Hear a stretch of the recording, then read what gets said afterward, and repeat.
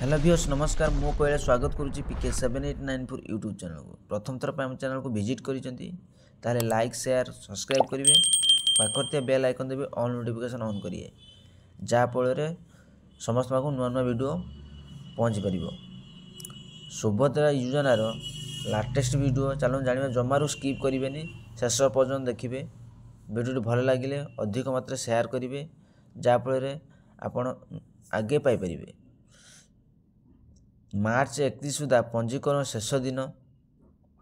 सुभद्रा योजना 2024 रु 25 आर्थिक वर्ष लगी प्रथम किस्ती निमंते आसंता मार्च 31 तारिख को पंजीकरण शेष दिन भाव घोषणा कर यही समय सुधा पंजीकरण कले योग्य हिताधिकारी को एककालीन दुईटी किस्तिर अर्थ 10,000 टंका दिज्व। सरकार 5 वर्षर 50,000 टंका प्रत्येक योग्य हिताधिकारी को प्रदान करेंगे। मुख्यमंत्री मोहन चरण माझी अध्यक्षतार शुक्रवार संध्यार अनुष्ठित कैबिनेट बैठक में मार्च 31 तारिख सुधा सुभद्रा पंजीकरण नहीं प्रस्ताव को मंजूरी दी जाएगी।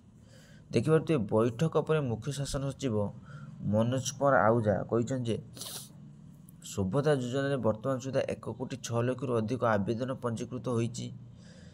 80,29,29,741 जन को प्रथम किस्तिर 5,000 टंका दि सारी।